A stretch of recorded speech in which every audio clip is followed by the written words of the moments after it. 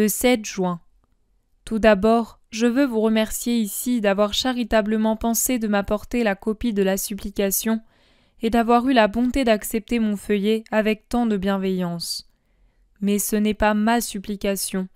De moi, il n'y a que le travail d'écriture. L'idée n'est pas de moi. Je ne suis pas assez sublime pour savoir tirer de mon cœur des pensées de pardon si surhumaines. Je vous ai dit hier que pendant que je les écrivais et je sentais qu'elles étaient justes, je devais faire un véritable effort moral pour les accepter. Comme vous aurez remarqué en lisant mes notes sur ma vie, je ne possède absolument pas le caractère de Job. En tant que Maria Valtorta, je suis très humaine, avec tout ce que cette humanité comporte de susceptibilité, d'orgueil, de passion, etc. Et pour faire vivre la Maria de la croix, je dois me réduire moi-même en cendres à chaque instant pour pouvoir ensuite en renaître, tel un phénix mystique, sous une nouvelle forme certainement plus agréable à Dieu. Quand la voix me dit « Tu n'es rien », par toi-même, tu ne serais jamais capable de réussir quoi que ce soit. J'en suis tout à fait persuadée. Je ne me fais pas d'illusions sur ma chair méprisable et sur ma nature spirituelle embryonnaire. Je sais que la première est folle comme un poulain au printemps, et l'autre est tellement embryonnaire qu'elle n'est qu'une faible esquisse. Par conséquent, j'encourage ma faiblesse et je freine ma matière avec la croix du Christ. Seulement agrippé au Christ crucifié, puis-je tenir mon âme droite, et seulement en clouant ma chair avec des clous mortificateurs bien rivés, puis-je la garder là, subjuguée, impuissante à commettre ses folies. Ne disons donc pas ma supplication. Elle est d'un autre. Je ne dois pas m'approprier ce qui n'est pas à moi. Je m'en enorgueillirai, me mentant à moi-même, au monde et à Dieu. Si ces paroles ont servi, et elles ne peuvent pas ne pas avoir servi parce qu'elles venaient d'une zone de lumière, et quelle lumière! Rendons-en grâce à Dieu et c'est tout. Il y a deux choses qui me font davantage ouvrir les yeux et les oreilles pour épier le moindre mouvement de l'ennemi des âmes, lequel rampe, s'insinue et siffle son chant séducteur si subtilement pour nous hypnotiser et nous avoir à sa merci. En premier lieu, les tendances de la chair si opiniâtres malgré tous les cilices. Ensuite, les montées de l'orgueil qui tentent sans cesse de gonfler. Je sens instinctivement que les unes et les autres meurent 3 jours après nous, et que seule la bonté de Dieu et une grande, très grande volonté de notre part, une volonté infatigable, prompte, vigilante, peuvent les rendre inoffensives et les stériliser pour contrer chaque nouvelle vague de germes corrupteurs. Et je sens également que si je me laissais enserrer par les anneaux des sens ou de l'orgueil, le présent état de grâce cesserait d'un coup, bien avant ce que veut mon Jésus qui ne cesse de me tenir dans ses bras et de me murmurer des paroles de vie. Vous pensez bien que je ne voudrais pas perdre cette béatitude par ma faute. C'est elle qui m'empêche de sentir la morsure des vicissitudes humaines qui me frappent et la double morsure des souvenirs qui m'assaillent. Tout coule sur moi, tout se jette sur moi comme eau, flot, lame, mais aussi longtemps que dure ma présente béatitude, je suis comme un bloc de cristal sur lequel tout glisse sans laisser de traces, sans pouvoir pénétrer. Le moment viendra où Jésus se taira et me laissera aller. Patience. Et alors, vais-je m'en plaindre? Non. Certes, j'en souffrirai, mais j'accepterai la nouvelle épreuve en continuant de l'aimer, même s'il me laisse seul. S'il le fait, il doit bien savoir pourquoi. Et j'aurai alors sûrement plus de mérite à l'aimer que j'en ai maintenant. Qu'y a-t-il d'extraordinaire à l'aimer maintenant qu'il m'aime si sensiblement?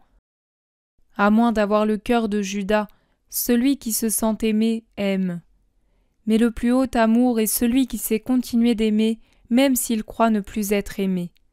Quand on agit ainsi avec les humains, on n'en tire jamais profit, ou bien rarement. Mais avec le bon Dieu, on peut être sûr qu'une période encore plus intense d'amour s'ensuivra, parce que Dieu nous récompense toujours après nous avoir éprouvés si nous avons su rester fidèles. Jésus dit : Je continue à te parler de la grâce, laquelle donne la vie de l'esprit. Lorsque Dieu créa le premier homme, il lui insuffla, en plus de la vie de la matière jusque-là inanimée, la vie de l'esprit. Autrement, il n'aurait pu dire qu'il vous avait créé à son image et à sa ressemblance.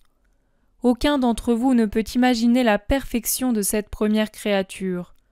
Seulement nous pouvons voir, dans l'éternel présent qu'est notre éternité, la perfection de l'œuvre royale de notre intelligence créatrice. Si Adam avait su rester roi tel que nous l'avions fait, avec pouvoir sur toute chose et dépendant de Dieu seul, d'une dépendance de fils bien-aimé, sa semence aurait été une semence de perfection perpétuelle. Mais un vaincu veillait pour tirer sa vengeance. Maria, toi qui dis que de ton cœur ne pourraient sortir spontanément des pensées de pardon parce que ta nature humaine t'inspire un esprit de vengeance et que tu sais pardonner uniquement par égard pour moi, as-tu déjà pensé que ce fut cet esprit de vengeance qui vous a ruiné, vous, enfants d'Adam, et qui m'a envoyé, moi, fils de Dieu, sur la croix? Lucifer, le plus beau parmi les êtres que j'ai créés, au fond du gouffre où il était tombé, laid pour l'éternité à la suite de sa révolte blasphématoire contre son Créateur, était assoiffé de vengeance. Au premier péché d'orgueil, il joignit aussi une interminable série de crimes, se vengeant pendant les siècles des siècles. Et son premier acte de vengeance eut pour objet mes créatures Adam et Ève. Sa dent empoisonnée mit le signe de sa bestialité dans la perfection de ma création, lui communiquant son propre appétit de luxure, de vengeance, d'orgueil. Et depuis, votre esprit lutte en vous contre le venin de l'infernale morsure. Il arrive très rarement que l'esprit l'emporte sur la chair et le sang, et qu'il donne un nouveau sein à la terre et au ciel. Quelquefois, l'esprit vit péniblement, avec des périodes de léthargie pendant lesquelles c'est comme s'il était mort. Vous vivez et agissez alors comme des êtres privés de lumière, de ma lumière. D'autres fois, l'esprit est littéralement tué par la créature qui déchoit volontairement de son trône de fille de Dieu et devient pire qu'une brute. Elle devient démon, fille de démon. En vérité, je te dis que plus des 2/3 de la race humaine appartiennent à cette catégorie qui vit sous le signe de la bête. Pour elle, je suis mort en vain. La loi de ceux qui portent le signe de la bête est en opposition à ma loi. Dans l'une domine la chair qui engendre les œuvres de la chair. Dans l'autre domine l'esprit qui engendre les œuvres de l'esprit. Là où l'esprit domine est le règne de Dieu. Là où domine la chair est le règne de Satan. L'infinie miséricorde qui anime la triade a donné à votre esprit tous les secours nécessaires pour dominer. Elle a donné le sacrement qui enlève le signe de la bête dans votre chair de fils d'Adam et qui y imprime son signe. Elle a donné ma parole de vie. Elle m'a donné, moi, maître et rédempteur. Elle a donné mon sang dans l'Eucharistie et sur la croix. Elle a donné le Paraclet, esprit de vérité. Celui qui sait demeurer dans l'esprit engendre les œuvres de l'esprit.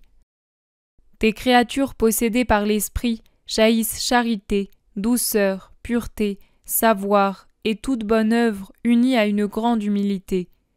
Des autres sortent comme des vipères sifflantes, vices, fraudes, crimes et luxures, car leur cœur est un nid de serpents infernaux.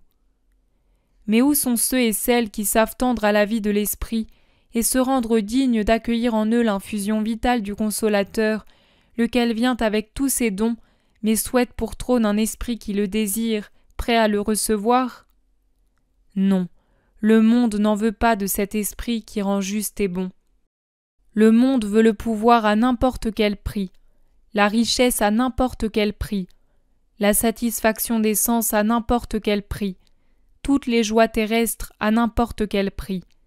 Il rejette l'Esprit Saint, blasphème contre lui et conteste sa vérité, se pare d'habits prophétiques en disant des paroles qui ne sortent pas du sein de la très sainte Trinité, mais de l'antre de Satan. Et cela n'est pas et ne sera pas pardonné, jamais. Et que ce ne soit pas pardonné, vous pouvez le voir. Dieu se retire dans le haut des cieux, parce que les humains repoussent son amour et vivent pour et dans la chair. Voilà les causes de votre ruine et de notre silence. Les tentacules de Satan sortent des profondeurs. Sur terre, les humains se proclament Dieu et blasphèment contre le vrai Dieu.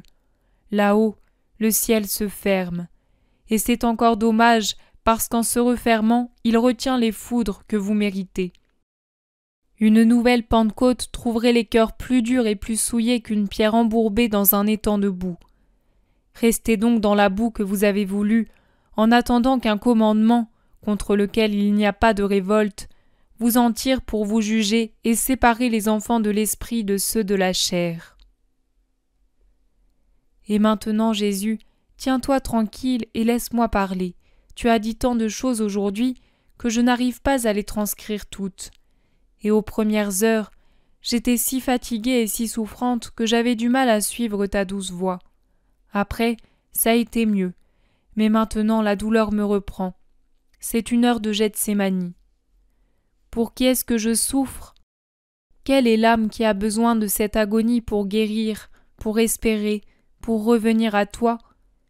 Je ne le saurai jamais ici-bas, mais je suis convaincue qu'elle existe et que je dois boire cette coupe amère à des fins d'expiation. Je le fais volontiers, même si mes larmes sillonnent mes joues. Mais laisse-moi pleurer sur ton cœur, car s'il est doux d'aimer sur lui, il est doux d'y souffrir. Toutes les tristesses viennent par vagues, tu les connais sans que j'aie à les énumérer, et tu sais aussi bien que moi ce qui se cache derrière cet écran noir qui veut m'envelopper. Je ferme les yeux pour ne pas le voir. Je fais comme les enfants qui ont peur dans l'obscurité. Et ce soir, je suis vraiment comme une pauvre petite fille seule dans un lieu sans lumière. Chaque coin est un nid d'ombre qui assume des formes terrifiantes. Si je ferme bien les yeux après t'avoir regardé fixement comme on regarde le soleil, il ne reste que ton image sur le fond de ma rétine. Si je me serre très fort contre toi, je ne sens plus la solitude autour de moi dont peuvent surgir tant de dangers. Je sens tes bras qui m'entourent, et même si je pleure, je n'ai plus peur. Prends mes pleurs ce soir. Je n'ai que ça à te donner en cette nuit de peine. Je ne te dis même pas « Enlève-moi cette peine ». Je te dis seulement « Que ta volonté soit faite, mais aide-moi, Jésus. Oui, aide-moi, mon bon maître. Ne me laisse pas tomber. Toute la douleur que tu voudras, Seigneur, mets toujours près de toi. Je sais, je crois que c'est pour un bien que je souffre ce tourment moral. Je sais, j'espère qu'il n'est pas sans quelque utilité. Je sais que si je souffre paisiblement sur ton cœur, la paix restera en moi et la hargne du démon ne pourra la troubler. Je te dis donc, me voici, par amour pour toi, prête à faire ta volonté. Pas plus tard que ce matin, je disais que ma présente béatitude m'empêchait de sentir la morsure des vicissitudes humaines. Au contraire, ce soir, j'ai senti l'âcre nécessité de l'heure, et j'en ai souffert beaucoup. Si j'avais souffert seule, ma souffrance aurait été spasmodique. Mais sachant bien qu'aucun être humain ne pouvait me consoler, je me suis adressée à toi avec foi. Tu les veux, ces actes de foi aimante, compensation de tous les manques d'amour qui te nient. Et tu récompenses aussitôt l'âme généreuse en lui donnant le réconfort. Maintenant j'ai appris, et je viens tout de suite me réfugier en toi. Je ne me contente pas de te prier, je pousse mon audace plus loin, et je me jette dans tes bras. Tu es mon Dieu, mais tu es aussi mon frère et époux, et je peux donc, en plus de te prier, t'étreindre pour ne pas me sentir si seule face à un avenir triste pour tous, mais plein d'inconnus encore plus pénibles pour moi. Tiens-moi ainsi pendant tout ce mois si triste, tiens-moi ainsi jusqu'à la mort. Même si tu ne me parles pas, il me suffit que tu me laisses rester ainsi sur ton cœur. Souviens-toi, Seigneur, de ton agonie, et pour ta toute petite hostie, sois l'ange qui console.